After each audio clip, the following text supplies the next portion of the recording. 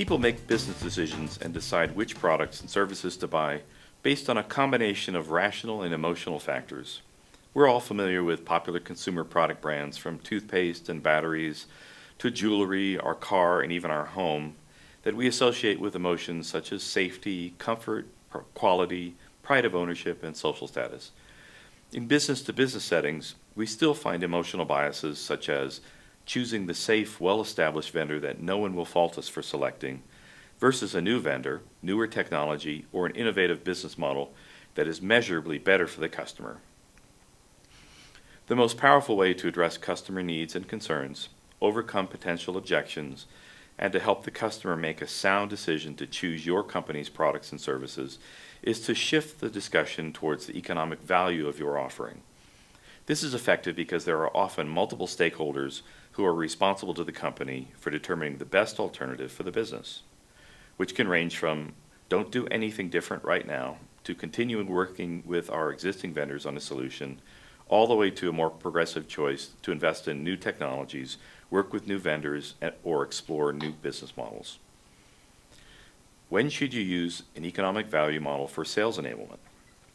The most common situations where an economic value model is effective include some of the following.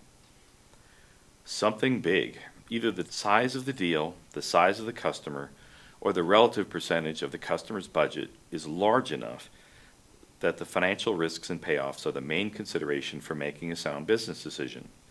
It's also very common for the main incumbent to be extremely large compared to newcomers with better technology. In these cases where we have a David versus Goliath in the market, the economic value model may be the best way for a small vendor to demonstrate enough value to make a compelling case to the customer. When there are many choices that are difficult to compare or differentiate. When the market's overcrowded with competitors, it's often difficult to stand out even when there are substantial advantages of one vendor's product over all the rest. The economic value model can help highlight where the product offers the customer something valuable that they just can't get anywhere else. Something new and different. In fast-moving technology markets, there's always a new competitor with a new way of solving an old problem.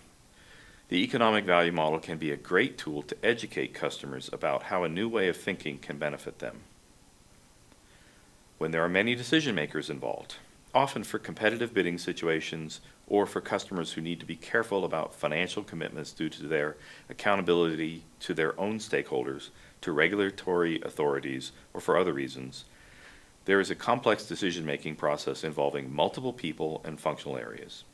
For these situations, the economic value model can be an ideal way to frame the discussions, build consensus, and give the customer confidence about making the right decision.